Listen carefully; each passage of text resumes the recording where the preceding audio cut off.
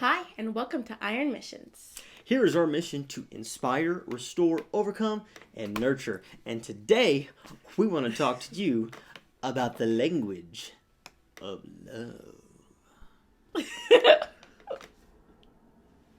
Was that good?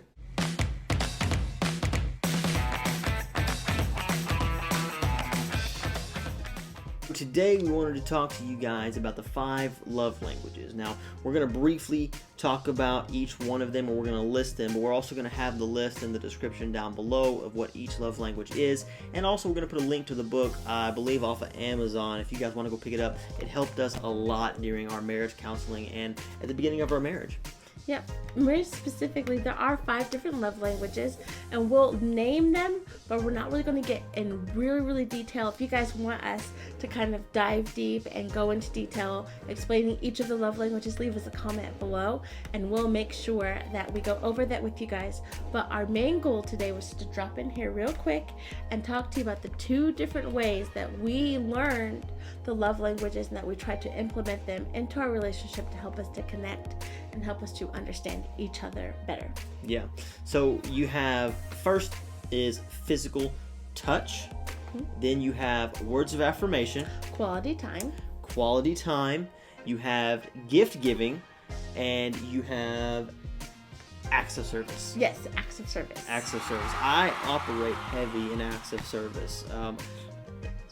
Yeah, I do a lot of those. Yeah, that's the way he does. He's not only the kind of person who has like a lot of words. He's not just gonna like, I love you, I love your hair, I love your eyes, I love your clothes. He's not just the person to pour in the words, but he does things. So that brings us to the first way that we implement the knowledge of the love languages into our relationship.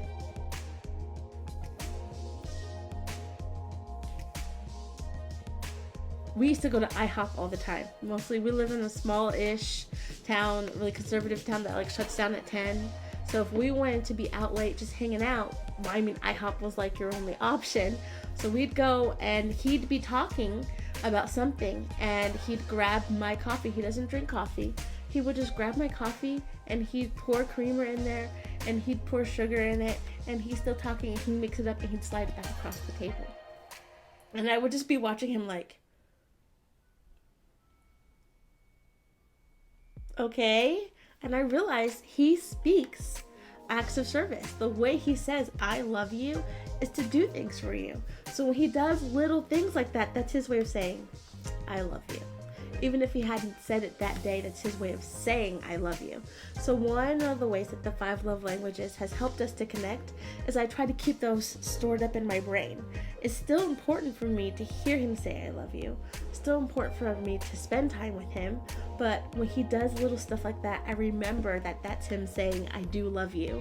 And try to remember, okay, he is thinking of me. Okay, he is showing me that he loves me. Yeah. And I think one of the things that really taught me was kind of what she's saying, is learning to do the thing that may not be natural to me.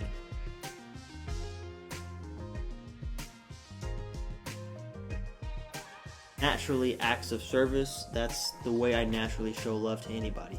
Gift giving. I can pick out the perfect gift for somebody. I'm not bragging, but I can pick out the perfect gift for somebody. He really is. Like, I can pick out a card for your birthday or for any type of holiday or whatever it is and make you bust out into tears because, you know, it's just, I'm really good at it. But having to learn how to do things that make her feel loved, like intentionally saying, hey, you know what, I'm thinking about you today. Hey, I love you. Hey, you know, making sure I give her the words of affirmation that she needs. Or, for example, quality time. One of the ways that she receives love is by spending quality time with each other. Now, I'm the same way, but with quality time, and you'll read this in the book, there's different dialects. So for her, the dialect of quality time that she speaks is one-on-one, eye contact. We're having deep conversations. Over coffee, usually. Focusing on each other, you know. That's not my dialect at all. My dialect that I speak for quality time is, hey, let's go watch a movie. Hey, let's go work in the garage. Hey, let's go do something together. We can be at the gym working out and I'm overwhelmed with love because, hey, we're doing something together. So for me, that's my dialect. But what I had to learn was to speak her language. We speak the same language, but we have different dialects.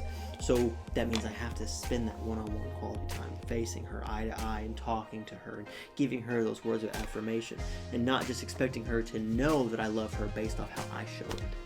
Just to be clear, it's not like we are just excelling at the words of affirmation or love languages. We just walk around on some sort of perfect cloud. These are just tools that we use to bring ourselves back to each other when we realize like we haven't been pouring into each other the way that we should have been. We think, how can we do this in an intentional way?